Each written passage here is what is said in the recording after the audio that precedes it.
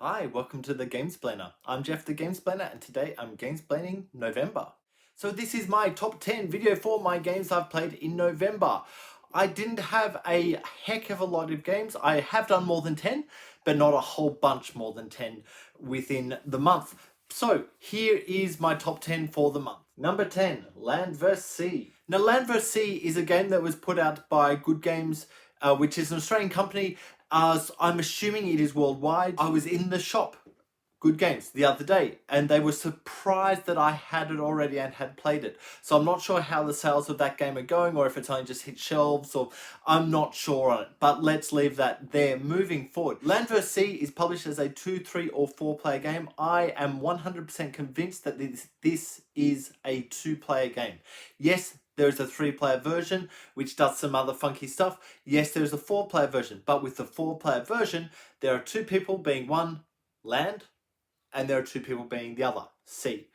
I think that this is one of those games that should live on your shelf as a specific 2-player game. And look, to be honest with you, I think it's a very good 2-player game. I don't think there's necessity for it to be 3 or 4 players. I did the video of this earlier in November, I believe, so a few weeks back, but it's worth having a look at if you haven't come across it before. It's literally a place the tile game, and you're trying to close off the spaces of land or sea depending on which side you're playing in order to get points. There's a few other things going on, but that's kind of the overall essence of the game. It's quite a simple understanding of the game, but then playing it becomes extraordinarily difficult depending on how hard you're playing, and each time you take a tile or you're looking at your tile placements, there's a lot of thinking going on, so just be aware of that. But really good game. I really enjoyed Land vs. Sea. My number 9 game for November is Carcassonne. Now, Carcassonne doesn't normally make my top 10 lists. I enjoy the game, don't misunderstand me. It's just usually surrounded by a whole bunch of other games. This month, however, because I've got so few games, it managed to make the list. I'm really happy that it did. I'm currently playing Big Box 5, which you may have noticed. There is a Big Box 6, I believe.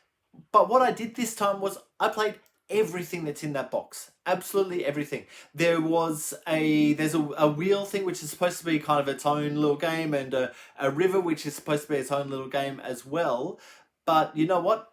There are rules to join them into the main game, so I joined them all in. Everything in there. And I really enjoyed it. It took substantially longer than Carcassonne normally takes, but I really enjoyed it. As a 2-player experience, I enjoyed it. It's fun.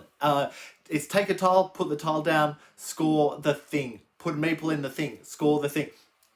That's the game. If you haven't come across Carcassonne by now, I'm going to say it's one of those games that you should have at least played once, if not own. And there needs to be a list of these games that everyone should have at least played once, if not own by now. Things like Seven Wonders, Agricola, for example. The games that kind of started everything off, they need to be played at least once so you have an idea of them. Of course, a lot of games have built using their mechanism, so it's worthwhile kind of having a look at that mechanism and kind of getting the essence of it before learning everything else. My number 8 game is Kaylas 1303. Yes, Kaylas 1303, not just Kaylas. Once again, another older game. At least Kaylas, the original version, is an older game. Kaylas 1303 only came out a few years back, and I did a video on it back then. But I enjoyed it. I still think that Kaylas, the original Kaylas, is a much better game and much more thinky. But if you want a little bit of a lighter experience to play on the table, and a slightly different thing to Kaylas 1303 actually isn't a bad way to go. But you need to understand that it is a little bit lighter and free-flowing. I think there's a lack of tension in 1303 that exists in Kaylas, but that's beside the point. I enjoyed the play. The whole idea of it is you have workers, you put the workers out on spots, and then you work your way down the trail getting the stuff. So if you need something for a spot down there, you're able to pick it up back here to be able to have the resource to do later down the trail. And that's kind of the essence of the game. You're trying to build buildings and upgrade those buildings so you can get more points, etc. by the end of the game. And you're also trying to build in a castle. This one doesn't have the same castle idea as Kaylas. There is, however, some kind of bonus tiles where if you go to the castle, you're able to take someone else's bonus tile for your own if that's how you wish to play. Anyone who has watched my channel for a while probably knows that that isn't my play style, so I tend to not play into that too much. My number 7 game is Celtic. I believe that Celtic made my top 10 list last month as well. I still really enjoy this game. I think it's just a nice thinky way of playing. So the whole idea of it is you have a pile of markers, and you need to move those markers out and leave one on each space of the product or what's needed on a card. But at the same time, you're also trying to get to, I think there's 7 or 6 different things around the board, piles of cards of different colors. You're trying to get to those and taking one per marker that is actually got to that pile. And so there's a funky mechanism of scoring at the end where whichever pile is the largest, you'll get 1 point per card for them. Whichever's the second largest is 2 points per card going the way down. So the right way to play it, or the way to get the most points out of it, is to get the complete number of each card. And the number of cards that you can hang on to depends on how many of the other cards, the ones where you're going out to spaces and then bring them back in, how many of them you have achieved through the game. So there's a definite push-pull on that, and it's nice thinking. And there's also a really funky little rule in this one where if you're standing on the same spot as someone else and someone else moves even part of their pile, you can move with them. And that's kind of really good and really easy, quick way to get to the outer extremes of the board if other people are going with you. Now, I've only played this as a 2-player experience. I want to play it as the full 4 players because I think that mechanism will come into play a lot more than in the 2-player experience. My number 6 game for November is Flam Rouge. I really like Flam Rouge. I think it's such a wonderful, easy game to get onto the board. There's a couple of nuanced things that you need to understand and need to be thought through, especially with new players. The hills, especially. When you hit a hill, the maximum amount of space that you're able to move in one go is 5. And so if you play a card that has a 6, 7, 8, 9, whatever on it, you're only going to be able to move the 5. But it's one of those things where once you hit the space, that kicks in. If you start in the space, that kicks in. Whereas on the downhill, you need to actually start on the downhill to get the increase of whatever the movement happens to be. I really enjoyed this game. I think it works really nicely with a larger group. I do have the expansion on this, which takes up to a 6-player game. And so I'm able to play with 6 players at the table. And that's actually really wonderful. It's so rare to get a game that actually works at 6. Looking at my collection, I have one shelf set, so one of these shelf sets that plays above 6 players, 6 and up. 1.5 is 5 players. The rest is mostly 4-player, a couple of 2-player and 3-player games. But that's kind of the essence of what I've got. And it's really kind of nice to find a game that plays on those higher player counts. This is one of those games I think it's a really good one. And you've got to really think about which cards to play, because you get 4 cards, you choose one of those 4, and that's how far your cyclist is going to go. You'll have 2 cyclists. And that's kind of moving through the whole thing, and whoever gets to the end first wins. And it's a race game, but it's a race game that works really well. And my experience with race games is they're not always that great. This one actually works really nicely. My number 5 game for November is 4 Gardens. Yes, I'm aware it'd be nicer if this was my number 4 game because 4 Gardens, but we can't have everything. So 4 Gardens is my number 5 game. It's a game where you are trying to get resources in to fulfill cards. Once you fulfill the cards, you flip them over and that gets you points. And it's one of these games that sits really nicely and comfortably on the table and allows you just to take your time and think through stuff. I don't know, there's something about this style of game that's just almost relaxing in the way it plays. And I think that's a worthwhile thing to kind of take in. Let's just relax. Relax. That's all it needs, is just relax. And the whole beauty of this game is there's a tower, a 3-dimensional tower, and there are cards that allow you to turn. So when you're taking resource in, you turn one of the levels, either right or left, and whatever you see on that side, once you've turned it, that's the resource that you're going to get. And there's a side that has no resource, there's a side with 3, a 2, and a 1. And that's on each of the different types of resource.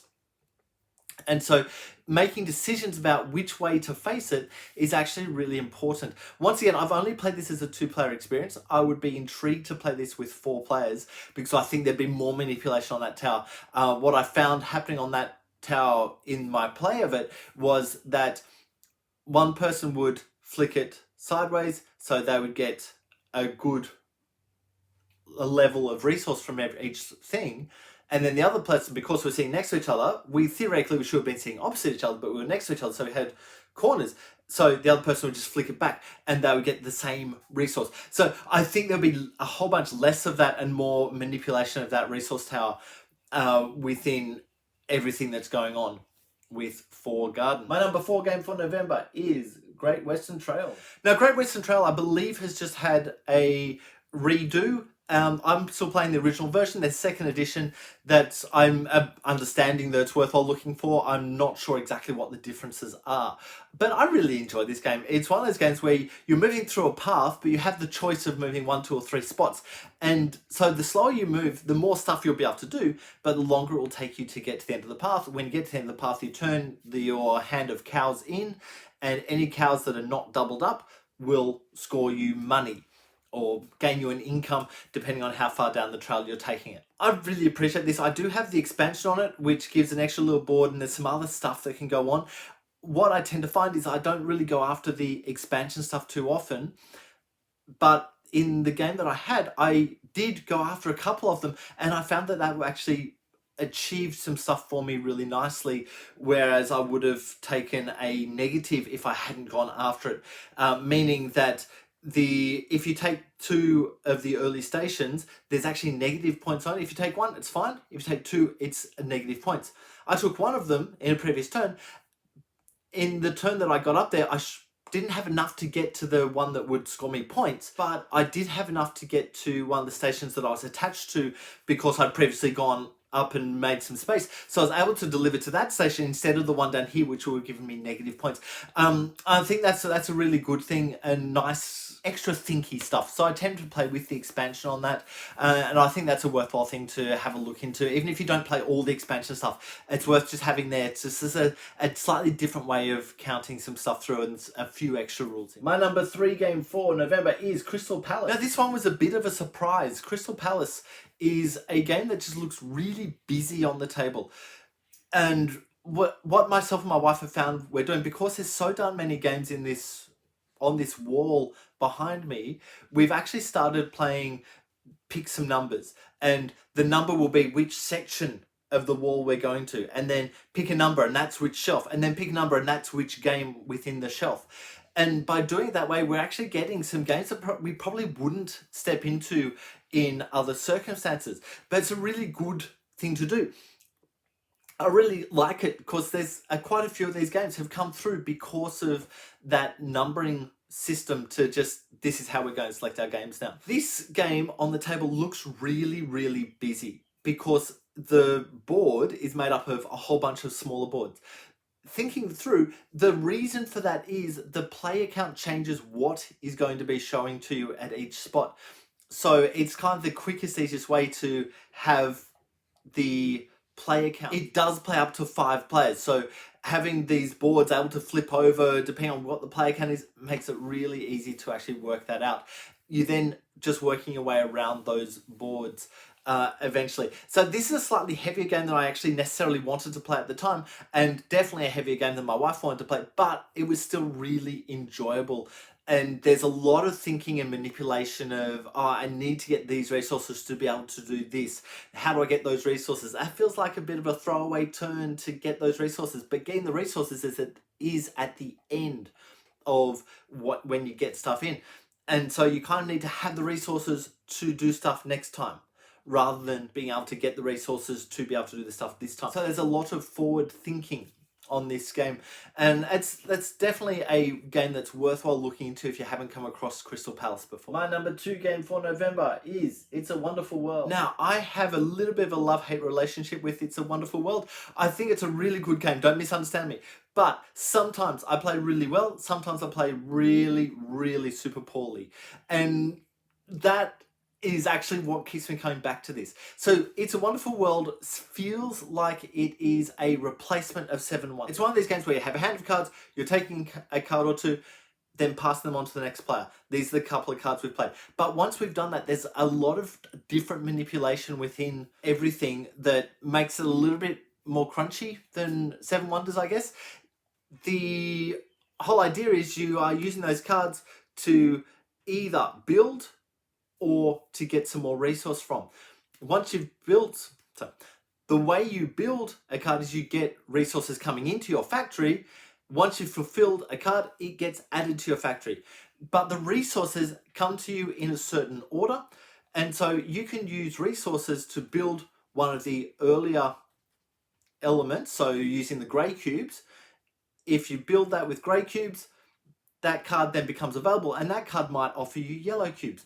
And so you'll get more stuff by building more stuff. And there are only 4 turns on this, or 4 rounds on this, which feels like it's really short. But once you're actually playing, if you're playing well, you'll find that your factories get built up, and so you're able to do a lot of stuff within those 4 turns. And my number 1 game for November is Demyo, Rebirth of the Empire. Now, this just got Gamesplained last week, so it's a really fresh game to me. I enjoy my play of this one. It's a little bit conceptual because you've got dice, which, as we have discussed before, aren't my favorite thing, but the dice are in different colors, and so you're in essence just choosing the color of die. The number theoretically doesn't matter, but there are some cards that you'll have that if you can add up to the number or have the number on the dice, then you can play a card. That's the only time when the numbers come into play. Otherwise, you're just selecting color. And the color that you select allows you to do some certain actions. Those actions allow you to build up some other things. And so there's a lot of cross promotion within this game that, if I have all of this resource, I can do this action a whole bunch of times. Whereas if I only have a couple of resources, I can't do this action a whole bunch of times. Being able to do them many, many times is actually a really good thing, but you need to kind of pick your timing on when to do the action. Do I wait till I get more and more resource in before doing that action? Or do I just do the action with the resource I've got and then work to get more resources, because what I've just put out on the board will probably give me more resources so I can do it again at a later stage. There's a lot of thinking with this one. I really appreciate that. There's a little bit of against other players. But the beauty of this game is with those cards I was talking about earlier.